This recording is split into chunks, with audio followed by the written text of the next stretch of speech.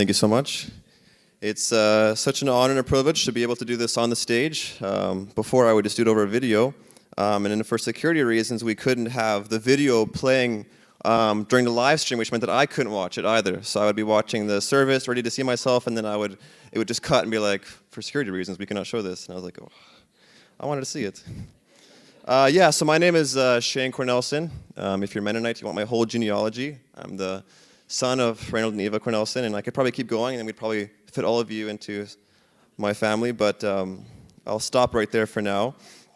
Yeah, I want to, first of all, just thank all of you for the support, the prayer. These are, looking back, being overseas and living on my own for the first time in my life, and doing a lot of things for the first time. It was tough, but just knowing I had a church back home that was praying for me and that was supporting me was something that I'll never forget.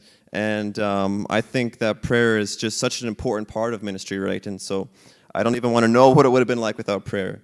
I also want to thank all of you for, well, I guess the church was supporting me financially, and that means all of you. And so I want to thank all of you for that as well, because that was such a huge blessing.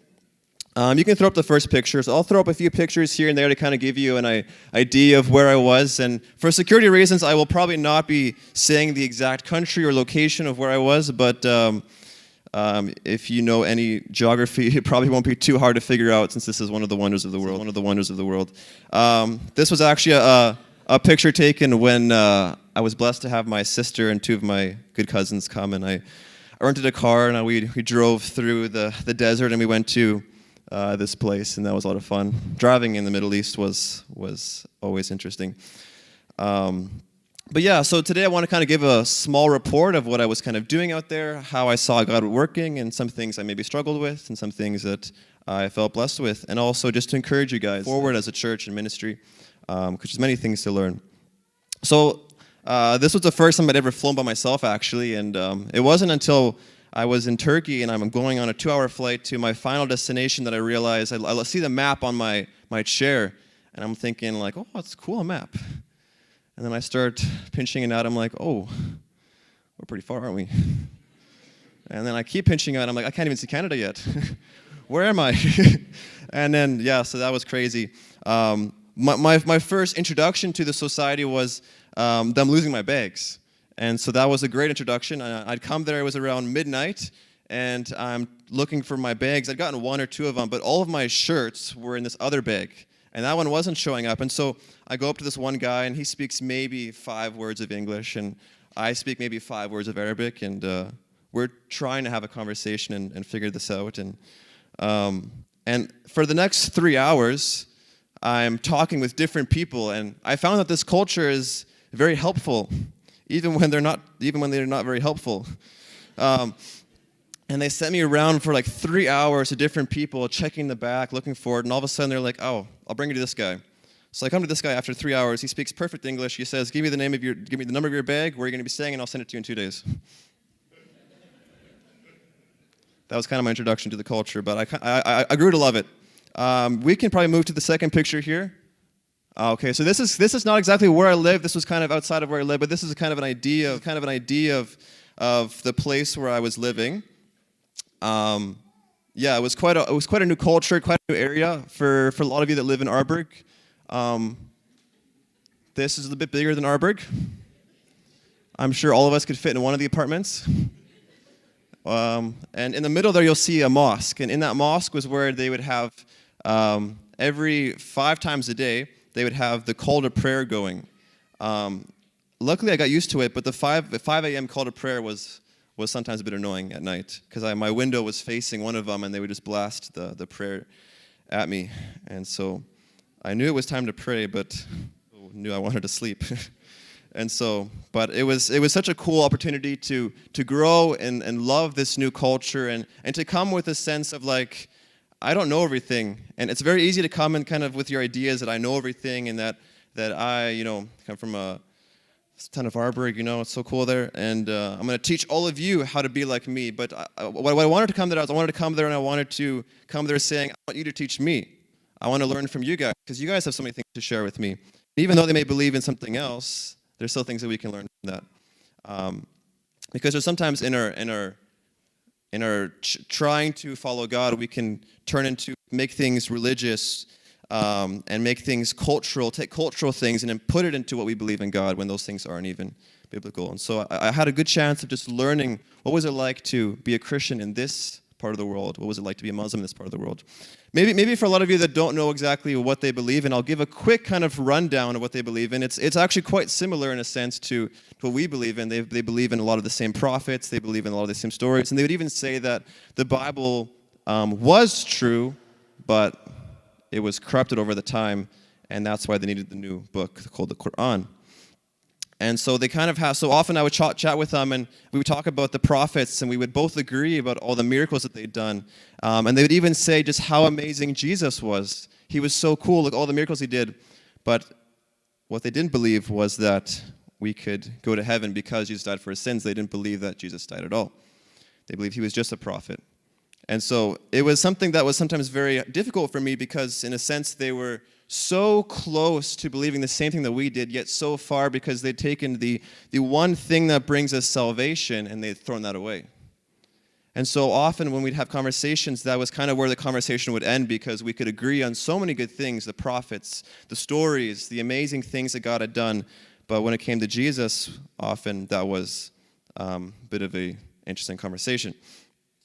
Some of the difficulties of living in this new culture was definitely the language. So I'd come in there and I'd learned a bit of the language, and it was enough to kind of get around and order some food in a very broken way. But it was very tiring because whenever you'd leave the house, it wasn't like you could just leave the house and turn off your brain and speak English. I had to turn on my brain, and then I had to try and wave down a taxi and then try to explain where I wanted to go. And so it was quite tiring, but it was something that was also quite humbling as I was like a little child with the way I spoke. And often that would mean people laugh, or I would just kind of be standing there like, I don't know what to say. But it was something that was very humbling for me. Another thing I wanted to kind of share in the arrival part was, so I didn't actually know, I kind of talked with the team that I was joining, which was a huge blessing, this team, and I'll go a bit over the dynamics of how we kind of did team life. But I actually had no idea where I was going to live. So I'm on this plane, and I have no idea where I'm going to live. I was told that I would live with one of the guys that I'd never met, and I thought, that's cool. Never met this guy. Hopefully he's cool. He was, so praise the Lord. But I remember that coming out of the 3 hours of just trying to find my bag, and then I'm like, hello, who am I living with? And the first few weeks felt like a blur because it was just, it was a crazy experience for me, and then having to kind of start Arabic and all that stuff. And so, I think we can go over the next picture. So here's another picture of a mosque and how they would come in and they'd pray in there usually after the prayer call would go. It was such an honor to have this team as a blessing, and a lot of them felt like family members, and so it was very difficult for me to come home. Even though I'm so blessed to be home with this family, I felt like I had grown a family out there, and I think that's such a blessing when we can think about, the idea of leaving a place and having to be sad about people that you're leaving was such a blessing because it means that God had put good people in my life. And so, although it was difficult, I was very thankful to God for the people that he put there. The team dynamics, how we did it, once a week we'd meet together as a team and we'd pray over kind of the region, over the people, that just for different things, and then we'd pray over each other, our needs. And it was just a great way to bless our community because prayer is so powerful. Every other Saturday, then we would meet together, and we would usually we would have a supper. We would play some games, and my team leader had 4 boys, and they were always running around playing soccer, yelling, and that was so much fun to hang out with them. And then we'd take turns doing a different sermon for each other, and we worship together. And so the idea was that we're working as a team, but it can be kind of difficult when we're a different culture. And so to come together in prayer and worship and just community was something that I learned to be just so important. And I think that as a church, we get to do this, right? And I think that's just so awesome. And so I love the idea of small groups and being able to do that kind of stuff. And then we also had a cool opportunity. Some of my teammates got to go up north, close to the border, where there was kind of being a war in that country, and we got to do some work with the refugees there, and to just kind of bring them food. We had a believer who was there in kind of in that small town where we were, and she was kind of in charge of like getting food and everything. So it was kind of nice having a local in charge, and we just kind of came and kind of followed what she would tell us to do. And we would sit there and we would play games with their kids. A lot of them would just be ladies with kids because their husbands had left during the war or something else. And we got chances to share just simple stories in Arabic of Jesus, and the kids loved it, and the ladies loved it, and it was something that we could just encourage them, and they always would wait for the next time we would come over because they didn't really have any visitors other than that. And so that was a huge blessing that we got to do in those first 4 months before that kind of slowed down. After that, my main goal of going overseas was actually to study the language. So we can pull the next picture up. So this is a picture of a ruin that we visited. I don't know if you can kind of see, but that's kind of the language. It's similar to Hebrew. You write from right to left, which was always kind of difficult for me because I'd always want to start on the left and go right, but that was always wrong. But it was something that I got to learn pretty quickly, and I find the language to be very beautiful. It's very like cursive and beautiful, and so so then I would have school every morning, and I'd go to school. We would do a full class essentially in Arabic. They would talk to me in Arabic, and we would learn in Arabic. And so I'd always come home just dead tired after that. My brain would just feel like mush because it's like I was thinking in a second language, and I wasn't always correct, like how I was speaking it. And so that was sometimes very frustrating when I wanted to kind of just be able to say what I wanted to say, but I couldn't, and I would just say just some simple thing that a child might say, And so as time went on, being able to speak more and more and more was just such a huge blessing. Not only in ministry, but also just for myself, confidence-wise. I found the best way for me to learn was to just go out on the street and just in my daily life, getting groceries, or going to the markets or something like that, just speaking with people, and that was just such a huge. It was difficult because sometimes you'd make mistakes in the language, but at the same time, it was helpful for my language to grow. And that was kind of the idea of why I wanted to be there, because I wanted to learn the language, be surrounded by the people, and just fall in love with the culture because I just feel like God had put that on my heart to do that. We can go to the next picture. I want to show a bit of food, because as Mennonites, we love food. And I love food, and they love food. So I felt like it was just perfect. And so this is, you can see, we'd put like this wasn't every time. Like in the big city, we'd often sit on a table and we would eat, sometimes with cutlery. But when we'd go out into the towns and we would have like a very traditional lunch or supper, we would put like a little plastic thing on the ground, and then we would sit around this big platter made by one of the women, and we would sit and we would eat with our hands. Not our left hand, because that would be dirty, with our right hand. The left hand was actually for wiping. The right hand was for eating. Just so you guys know. This next picture is a picture of us, and we're eating, and this is one of my good friends that invited me over. And we would eat with our hands, and that's about it. We wouldn't have any other. With this, they wanted to be nice to us Westerners, so they gave us plates. But often what we'd do is we would just all take from the same platter and just start stuffing our faces, and that was always fun. And food was just a huge cultural clue. Like everything happened around food. If you wanted to be with friends, you'd go for tea, or you'd go and have some sort of food like that. There was always foods, and so one thing I learned really quickly was that often they would just come over without asking. And they would and I'd always have to have something ready, either tea or nuts or chocolate or something. So I learned very quickly to always have something in the cupboard so that I could serve them if they came over. And then I'd always serve them on a platter, because he never wanted to touch the cups. He'd always serve it on a platter. Another thing I learned, when you're sitting on the floor, you never want to have the bottom of your foot facing towards them. That's very disrespectful, to show the bottom of your foot. And so I learned very quickly how to sit down otherwise they'd be a little bit annoyed.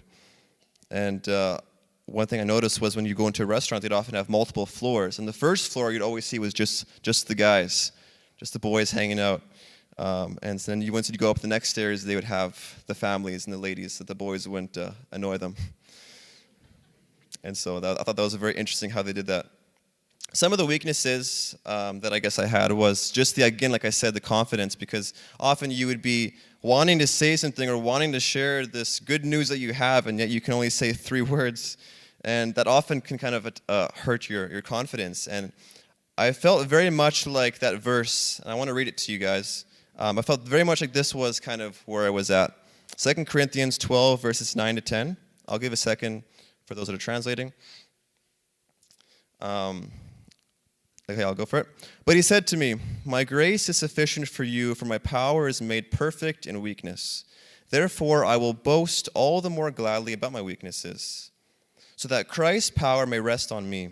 That is why, for Christ's sake, I delight in weaknesses, in insults, in hardships, in persecutions, in difficulties. For when I am weak, then I am strong."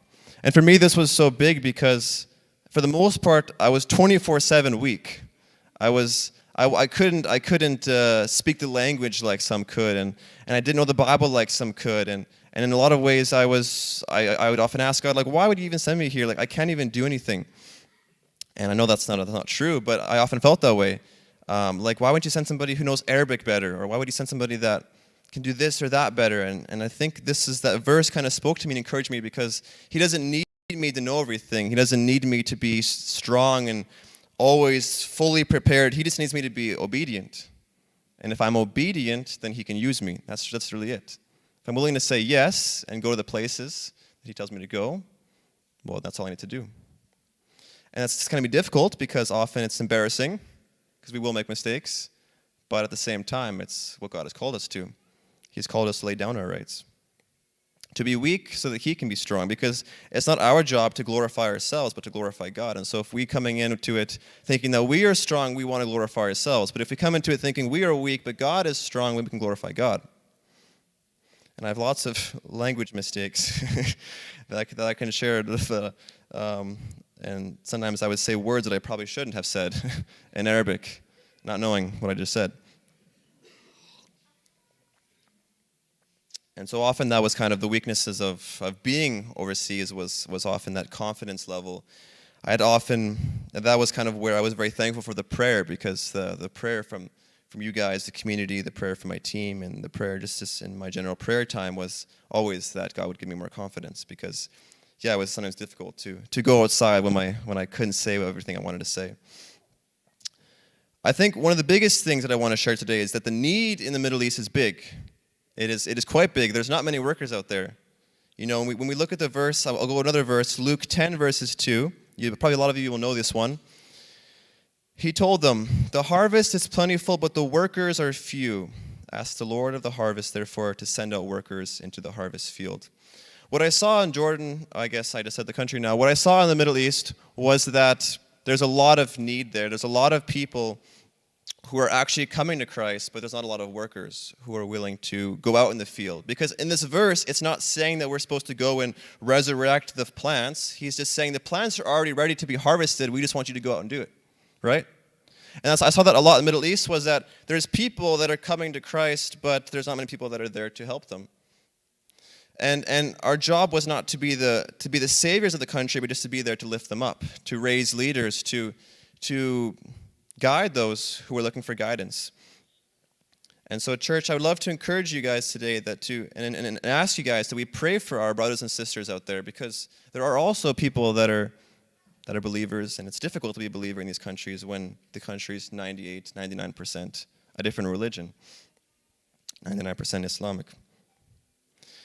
And let us keep praying for more workers to go as well, because this is an area where I think there's not many workers, and that's what I can see. And in the countries all over the world coming to Canada, it's like an open door.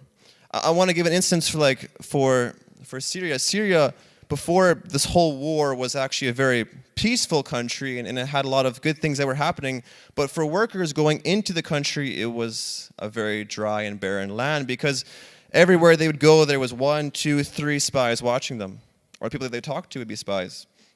There was almost zero fruit in that country. And I'm not saying now that God created this war so that people would come to Christ, but I'm saying that God used the war for people to come to Christ. Because God can take things that are evil and turn them into good. And now what we've seen is that as people have been displaced, which is very sad, right? It's very sad as people displaced. We're also seeing that now they're coming straight to our doorsteps, making it a lot easier for us to share the gospel, isn't it? And so I think sometimes we can get caught up in all the politics of of people coming into our country, and if we should let them in or if we shouldn't. And we can kind of get caught up in this idea, but the idea is actually, as Christians, we should be the first ones to meet them at the airport and to show them around and to guide them, to help them learn the language, to be there for them when they need them, to bring a community to them because a lot of them are very lonely here, to be an ambassador for Christ to them. And so I want to encourage you, church, that there are a lot of refugees coming in, and maybe it's not just Syria now, maybe it's Ukraine, and who knows what it'll be in the future. And you know what? Someday, church, we might be the ones leaving our country. And I think we would love it if the other believers of the other country would then take us in. One of the biggest ways that people are coming to Christ there is actually through the internet. And the internet, so what would happen is a lot of people they would be curious about Christ and curious about Jesus, and so they would go on the internet and try to find people that could kind of answer their questions, and then often they would kind of take time to talk with them, and then after they kind of felt like these people weren't spies or these people were actually interested in learning the gospel, then they would find somebody in their region to work with them. And so I want to share a cool story that I got to be a part of. There was a young man, and before he was born, his parents were told by the doctor to be a girl. And so they'd bought all the girl clothes, and they had prepared for a girl. And then his mother had a dream, and Jesus came to her and said, "You're going to have a boy, actually. And you're going to name him." I'm not going to say the name for security reasons. And she wakes up her husband and says, "I just had a dream that Jesus told me we're going to have a boy." And her husband's like, "That's crazy. The doctor said it's going to be a girl. Just go back to bed." The next night, he has a dream, and Jesus tells him, "You're going to have a boy, and you're going to name him this." And that boy was taught to be a Muslim, and his father was a sheikh. A sheikh is somebody who is is kind of like a religious leader, like a pastor. And although the parents did not come to Christ, this young boy, when he was in his late 20s, got curious about Christ and went on this online program, got connected with my team leader, and they began to get together and do a Bible study. This man was hungry for Christ, and they prayed because he was living in a room with his brother, so he didn't have any free chances to read the Bible and to pray because his brother was always there. And he was kind of afraid because there's obviously some things that can happen if you're caught being a Christian in that country. And so they prayed for their younger brother to also come to church. And on our Christmas Eve service, they both came to church and both gave their lives to Christ. 6 months later, they got baptized in the same river that Jesus did. And I got to be a part of that. And I got to be a small part of that. And I think, where are we at what is the next picture? Oh yeah, so this was the place where they got baptized. You can go to the next picture as well. This was the exact river. This is the river, I'll call it. And it's a very small river. You've probably heard of it many times. And so we got to have an amazing time. And it wasn't just those two. It was actually 8 people that decided to come to the Lord. And I wanted to talk about this verse of God being strong in our weakness, because in a way I didn't get to do much in helping him come to Christ because it was all God doing the work and it's all his glory, but God still used me to be a friend of his, And I feel like sometimes we feel like in order to be a part of these movements that are happening, we have to be so spiritual and so all-knowing, but a lot of times we just need to be a friend and answer questions when they ask us questions and just be there for them. And I got a chance to do that. And then I met the younger brother, and we became good friends. And I would often take him out to the mall, and we would have pizza or something, and he'd ask questions sometimes about Jesus, and sometimes we would just chat about life and about sports and about things that we cared about. And and although my apartment was small, it was just so cool to see that God can use these parts of me, because sometimes I'd go home and I'm thinking oh man, I definitely could have answered that question better. I don't know what I was saying, At the same time, we can go into these things and always be like, oh man, I could have done this better, blah, blah, whatever. But God can still use our weaknesses, like I said before. And you never know, what may sound to you as being probably the stupidest thing you ever said, it might have been the exact thing he needed to hear. And so when I share the story, it's often difficult because it's very easy to share the story and make it sound like it was humans that did this, but all glory be to God because that was such a huge thing. And they're still very hungry and they're sharing with their family, even though it's dangerous. And so we can keep them in prayer as well. We can go to the next picture. This is kind of so in Jordan we wouldn't really wear this kind of clothes, but this was actually, we went to Qatar for the World Cup and we did a bit of ministry there. And this was a chance we got to sit and have some food. That first plate there with the yellow rice is actually camel meat. That was really good. Camel meat. And so here's a picture of kind of the traditional wear that they would wear in Qatar. In the country I was in, they didn't really wear it that often.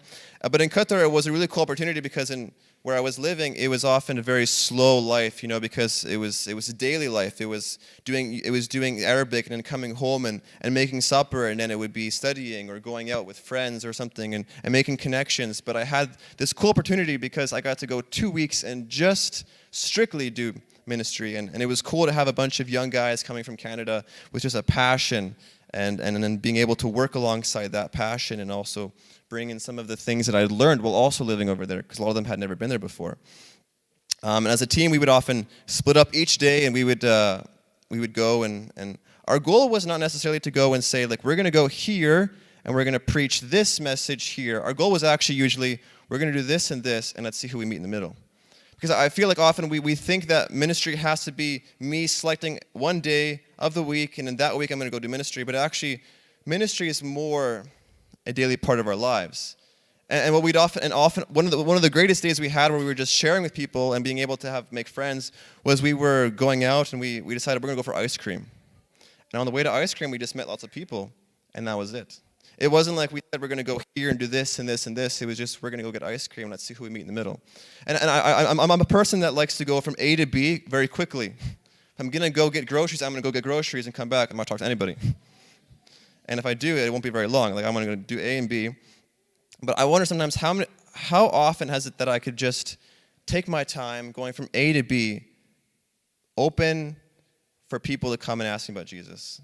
If I were to go to the grocery store, walking a bit slower, not running, to get my milk and then run back home, but to walk and allow for people to talk to me and allow for myself to be opened up and just be there for people and to see every part of my life as a ministry, because it doesn't have to be all, it can be, and there's huge blessings in being able to go out and do those things strictly doing ministry. But our ministry can also just be living in the moment, doing things that other people have to do.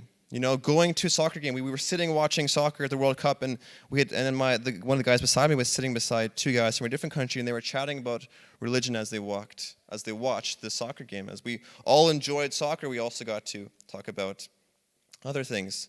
Let's go to the next picture. Here's a picture of me wearing the traditional garb, and I got to hold a falcon here. We were invited to a place, and it was all just the country people, which was so sweet because during the World Cup, it was mostly just foreigners there. Coming for the games, and so we didn't get to see many of the local people, and so being able to be there, and we dressed up a little bit, and they loved it. They would always come and fix the drop of my head, and always they'd laugh a little bit and be like, I like it. And so I wasn't sure how that would go, but they seemed to really enjoy it. And so I think there's another picture yet. So here, and also one of the things we did was we would just go to the beach and we'd play soccer with all of them and just make connections that way and just be a salt and light. And it wasn't like we always had to bring in Jesus into everything. It was just that we could show Jesus by being good friends, by how we lived, by how we acted, by how we treated other people. That was also a way of doing ministry. And so I want to encourage you, church, as we go forward, to change our perspective of ministry having to be go here, do this, but actually being a part of our life daily and being open to that fact that we can meet people on the way to the grocery store or at a soccer game, and just being open to that. Because we can take our time, but are we ready? Are we willing that if someone were to come to us and ask us, "Hey, why are you so happy? Why do you have joy in your life and I don't?" Are we ready to answer that question? Do we have an answer for that? Because we can walk to the grocery store slowly. Yeah, that's very easy to do. But are we ready to say, "Now, I have an answer for you"? And sometimes that answer is, "I don't know." That's sometimes good enough too. Because we don't know, right? We're all in this together, learning. This is something that I'm still working on, this idea of having ministry kind of just in my life in general. You can probably go through the next 3 pictures, or just kind of pictures of this is me and my family going to do some traveling. Go to the next one, doing some exploring. One more, I think there is.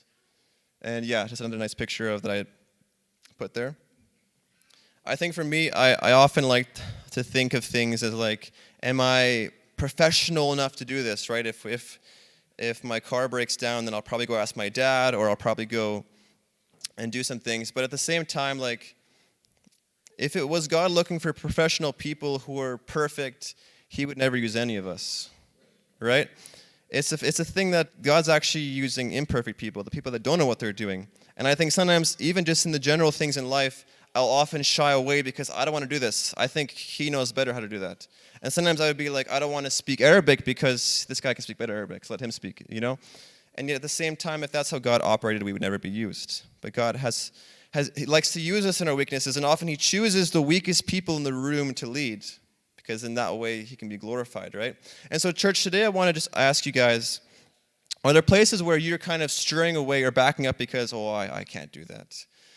I'm not good enough for that, or I don't actually know the Bible that well, you know, I can't pray because my words kind of jumble, and, well, you know, I just don't want to do it, you know, it can be like that. But I want to encourage you and challenge you this week and in the coming weeks to actually do the things that you're scared to do, and do the things that maybe the next person could do better than you, because it doesn't matter if they can do better than you. Has God called you to do that? Then let's do that. Let's walk in obedience together as a church, walk in obedience together as a community, walk in obedience together as Christians. And so I just want to thank you guys for letting me do this report. I'm so thankful to be back and to see all of you guys again. And I'm looking forward to, being back and getting to do some things with you again. So thank you.